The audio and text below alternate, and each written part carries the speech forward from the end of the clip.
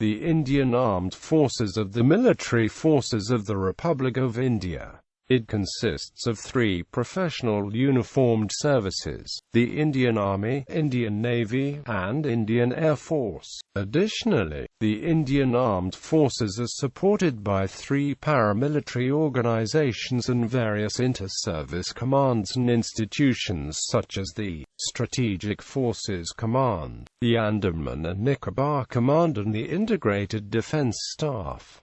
The President of India is the Supreme Commander of the Indian Armed Forces. The Indian Armed Forces are under the management of the Ministry of Defence of the Government of India. With strength of over 1.3 million active personnel, it is world's 3rd largest military force and has the world's largest volunteer army. It is important to note that the Central Armed Police Forces, which are commonly and incorrectly referred to as paramilitary forces, are headed by officers from the Indian Police Service and are under the control of the Ministry of Home Affairs, not the Ministry of Defence. The Indian Armed Forces have been engaged in a number of major military operations, including the Indo-Pakistani Wars of 1947, 1965, and 1971, the Portuguese-Indian War, the Sino-Indian War, the 1967 Chola Incident, the 1987 Sino-Indian Skirmish, the Kargil War, and the Siachen conflict, among others.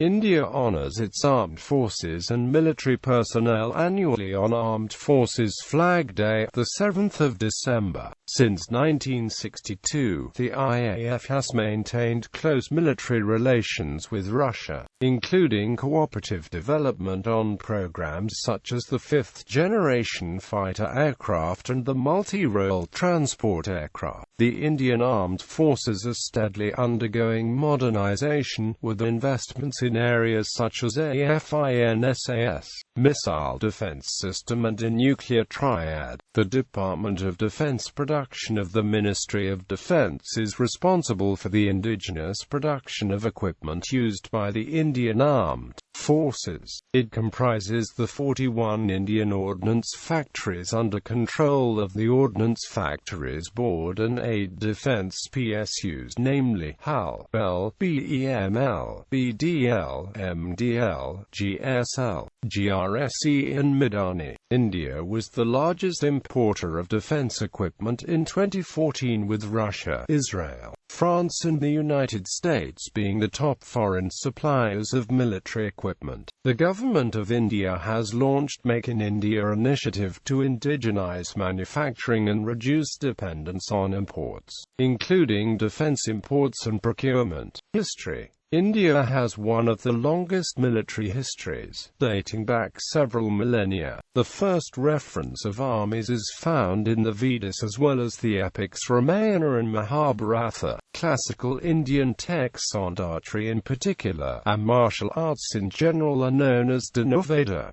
Ancient to medieval era. Indian maritime history dates back 5,000 years. The first tidal dock is believed to have been built at Lothal around 2300 BC during the Indus Valley Civilization, near the present-day Mangrol harbour on the Gujarat coast. The Rig Veda, written around 1500 BC, credits Varuna with knowledge of the ocean routes and describes naval expeditions.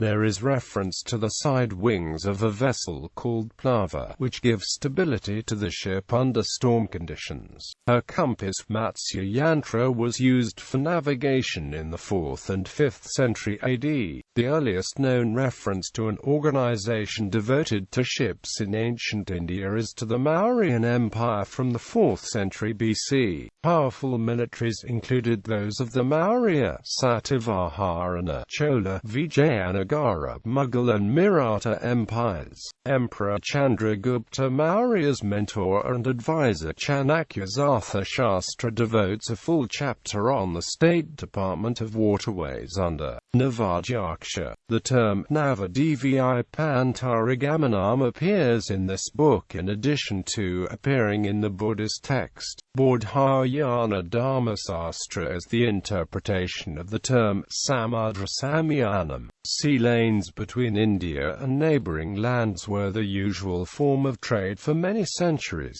and are responsible for the widespread influence of Indian culture on other societies. The Cholas excelled in foreign trade and maritime activity, extending their influence overseas to China and Southeast Asia. During the 17th and 18th centuries, the Maratha and Kerala fleets were expanded, and became the most powerful naval forces in the subcontinent, defeating European navies at various times. The fleet review of the Maratha Navy took place at the Ratnagiri fort, in which the ships Pal and Kalbat participated. The Maratha Kanhojianga and Kunjali Markar, the naval chief of Samudgiri, were two notable naval chiefs of the period. British India. The Royal Indian Navy was first established by the British while much of India was under the control of the East India Company. The first Indian to be granted a commission was Sub-Lieutenant D.N. Mukherjee, who joined the Royal Indian Marine as an engineer officer in 1928. The Indian Army during World War I contributed a number of divisions and independent brigades to the European, Mediterranean and the Middle East theatres of war. 1 million Indian troops would serve overseas, of whom 62,000 died and another 67,000 were wounded. In total 74,187 Indian soldiers died during the war. In World War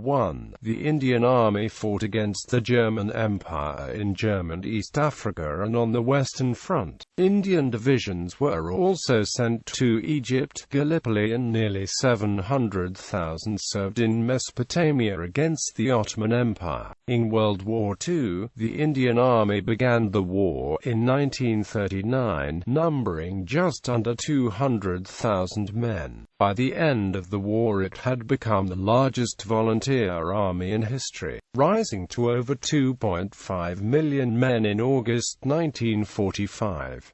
Serving in divisions of infantry, armor and a fledgling airborne force. They fought on 3 continents in Africa, Europe and Asia. The Indian Army fought in Ethiopia against the Italian Army, in Egypt, Libya and Tunisia against both the Italian and German Army, and, after the Italian surrender, against the German Army in Italy. However, the bulk of the Indian Army was committed to fighting the Japanese Army. First, during the British defeats in Malaya and the retreat from Burma to the Indian border. Later, after resting and refitting for the victorious advance back into Burma as part of the largest British Empire army ever formed. These campaigns cost the lives of over 36,000 Indian servicemen, while another 34,354 were wounded, and 67,340 became prisoners of war. The valor was recognized with the award of some 4,000 decorations, and 38 members of the Indian Army were awarded the Victoria Cross of the George Cross. In 1946, sailors of the Royal Indian Navy mutinied on board ships and in shore establishments. A total of 78 ships, 20 shore establishments and 20,000 sailors were involved in the rebellion, which had an impact across India. Dominion of India. The period immediately following Indian independence was a traumatic time for India and her armed services, as along with the newly independent India, the Indian armed forces were forcibly divided between India and Pakistan, with ships, divisions and aircraft allocated to the respective dominions. During this period, the armed forces of India were involved in a number of significant military operations, notably the Indo-Pakistani War of 1947 and Operation Polo, the code name of a military operation in September 1948 in which the Indian armed forces invaded the state of Hyderabad and overthrew its Nizam, annexing the state into the Indian Union. On 15 January 1949, General K. M. Cariappa was appointed the first Indian Commander-in-Chief Chief of the India Army. On 26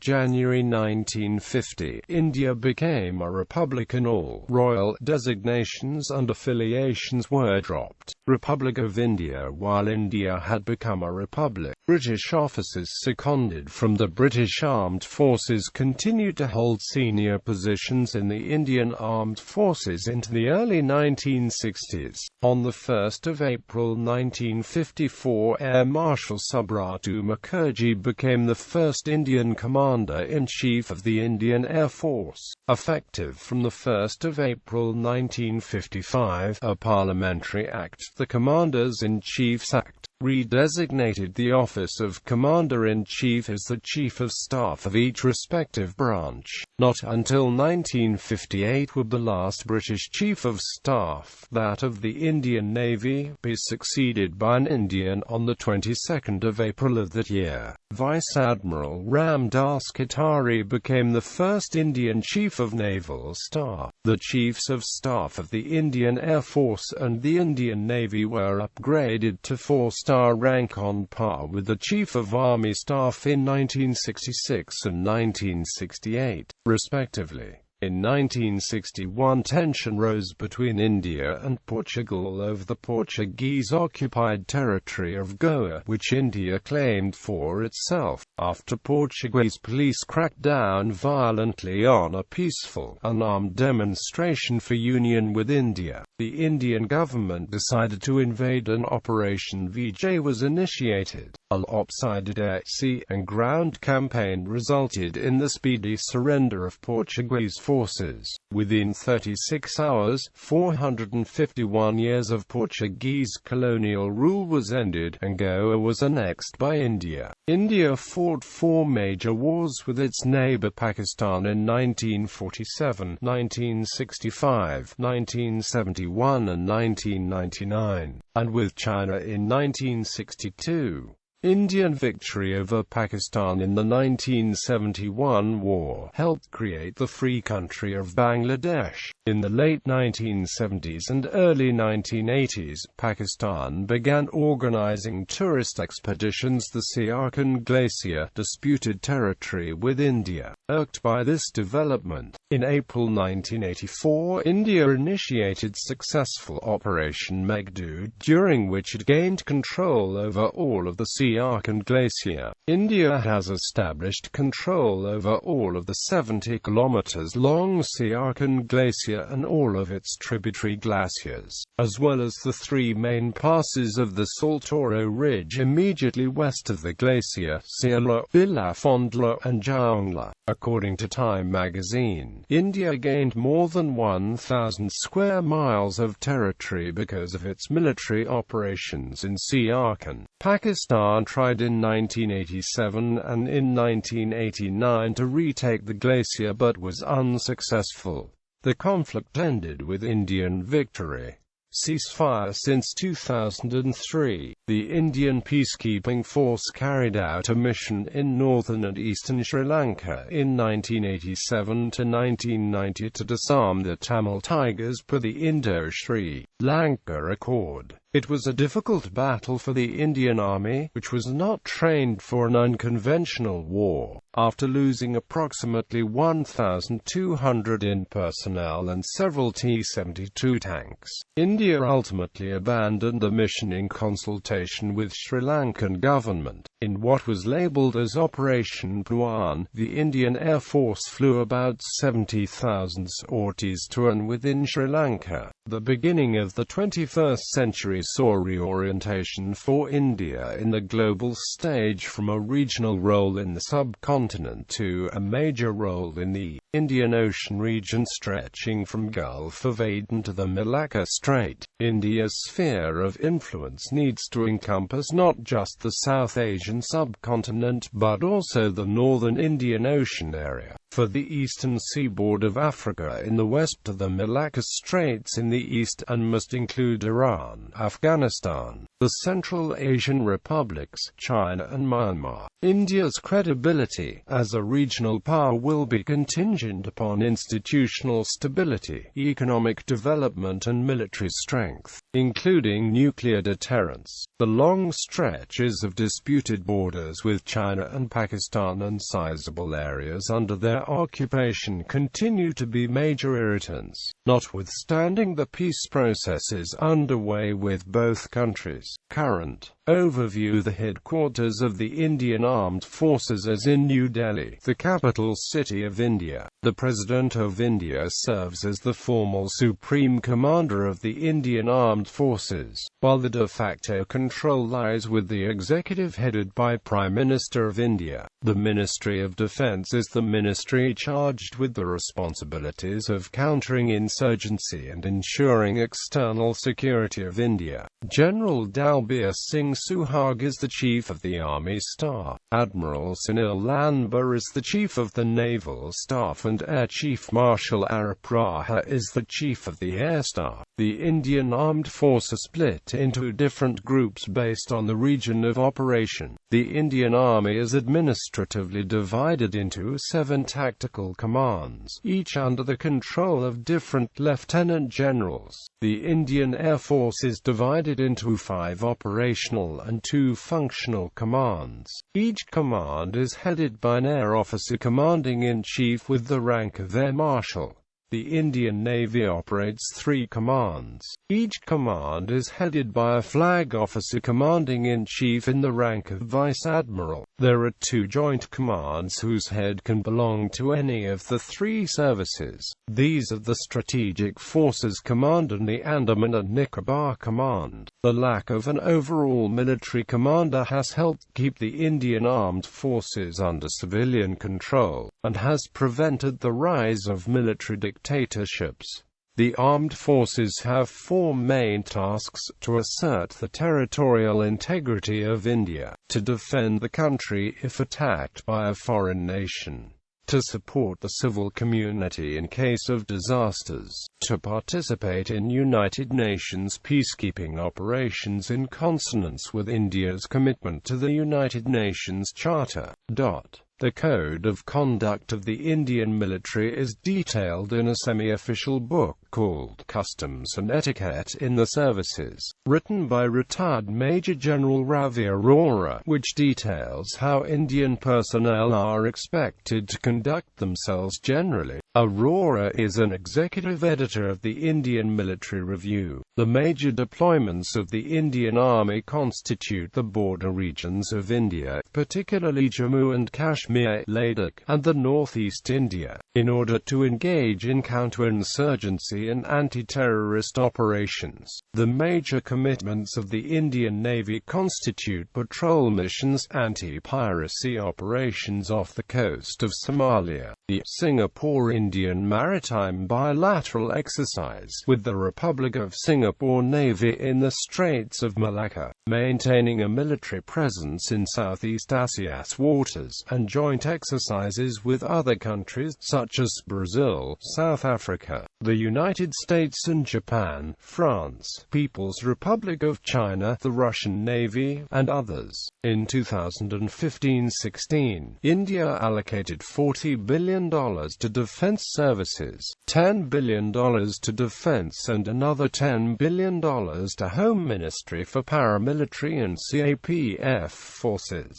Hence the total allocation for defense and security is about $60 billion for the financial year 2015-16. Contemporary criticisms of the Indian military have drawn attention to several issues, such as lack of political reform, obsolete equipment, lack of adequate ammunition, and inadequate research and development due to over-reliance on foreign imports. In addition, the lack of a strategic culture among the political class in India is claimed to have hindered the effectiveness of the Indian military. These issues are believed by critics to hobble the progress and modernization of the military. However, analysis of the Central Intelligence Agency indicates that India is projected to possess the fourth most capable concentration of power by 2015, according to a report published by the U.S. Congress. India is the developing world's leading arms purchaser. India is investing 99.7 billion rupees to build a dedicated and secure optical fiber cable network for exclusive use of the Army, Navy and Air Force. This will be one of the world's largest closed user group networks.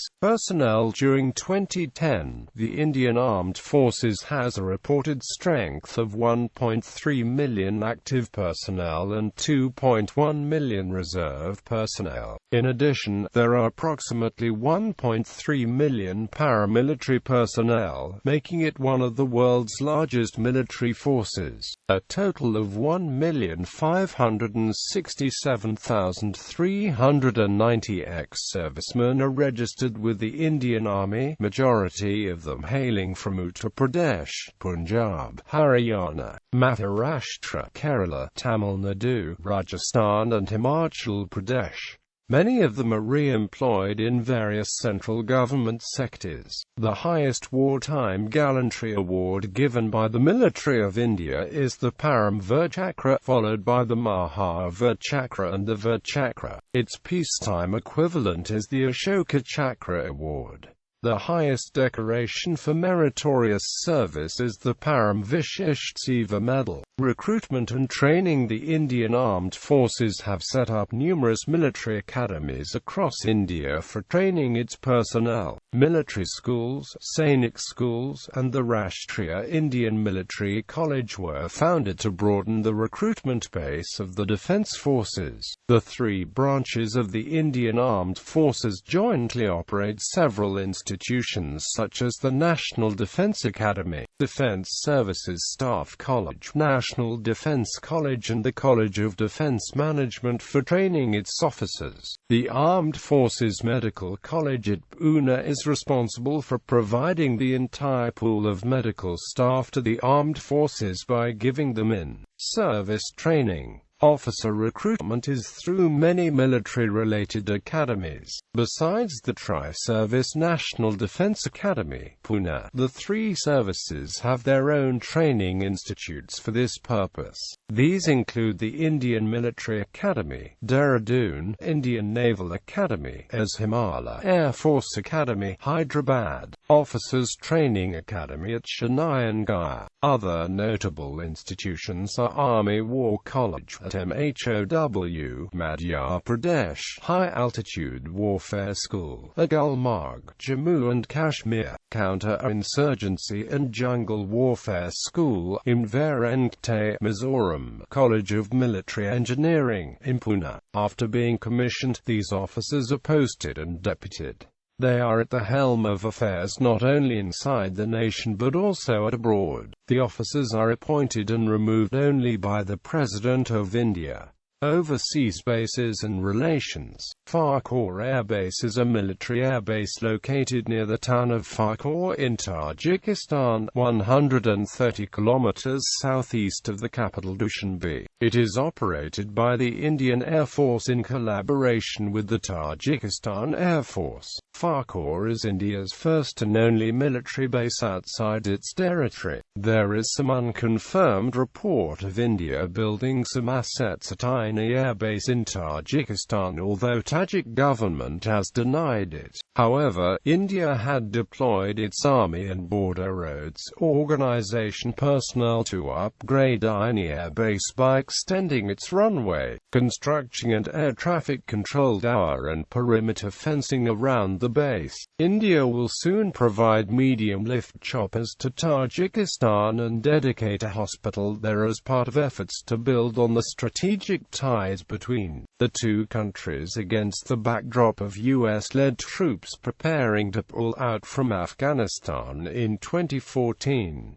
India is also helping the development of Chabahar seaport in southeastern Iran, which is speculated to be done to secure India's maritime assets and also as a gateway to Afghanistan and Central Asia. However, India and Israel also have a very strong defense relationship. In 1950 Indo-Nepal Treaty of Peace and Friendship, India made obligation to actively assist Nepal in national defense and military preparedness, and made both nations not to tolerate threats to each other's security. In 1958, the then Indian Prime Minister Jawaharlal Nehru visited Bhutan and reiterated India's support for Bhutan's independence, and later declared in the Indian Parliament that any aggression against Bhutan would be seen as aggression against India. India started the process to bring the island country Maldives into India's security grid. India is also one of 3 countries with whom Japan has a security pact, the others being Australia and the United States. India and Russia maintain strong military cooperations.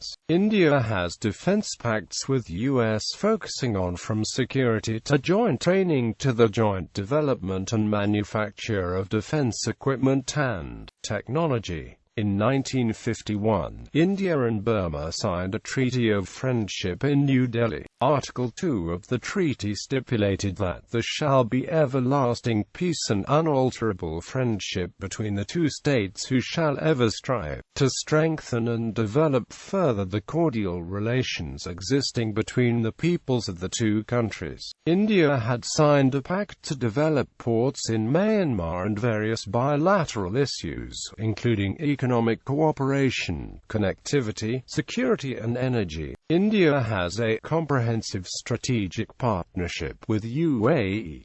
India has maritime security arrangement in place with Oman and Qatar. In 2008, a landmark defense pact was signed, under which India committed its military assets to protect Qatar from external threats. On 9 June 2012, the JIMEX 2012 Naval Exercise took place off the coast of Tamil Nadu in India to Tokyo in Japan. This was the first ever bilateral maritime exercise between the 2 nations in a long time, reflecting the similar interests, especially the ones involving spontaneous regional security against common external aggressors. Indian Navy also has berthing rights in Oman and Vietnam. As part of its 2-decade-old Look East policy, India has substantially stepped up military engagement with East Asian and ASEAN nations. Although never explicitly stated, ASEAN and East Asian nations want New Delhi to be a counterweight to increasing Chinese footprints in the region. Philippines, Thailand, Indonesia and, particularly, Vietnam and Myanmar have time and again pressed India to help them both in terms of military training and weapons supply. Myanmar's Navy Chief Vice Admiral Therathet S.W.E. during his 4-day visit to India in late July 2012 held wide-ranging consultations with top officials from the Indian Ministry of Defence. Apart from increasing the number of training slots of Myanmar officers in Indian military training establishments, India has agreed to build at least 4 offshore patrol vehicles in Indian shipyards to be used by Myanmar's Navy. For more than a decade now, India has been providing Vietnam with assistance in beefing up its naval and air capabilities. For instance, India has repaired and upgraded more than 100 MiG-21 planes of the Vietnam People's Air Force and supplied them with enhanced avionics and radar systems. Indian Air Force pilots have also been training the Vietnamese counterparts. In a first, India has offered a $100 million credit line to Vietnam to purchase military equipment. A bilateral agreement for utilization of facilities in India by the Singapore Air Force and Army was signed in October 2007 and August 2008, respectively, and has been extended up to 2017. Singapore is the only country to which India is offering such facilities.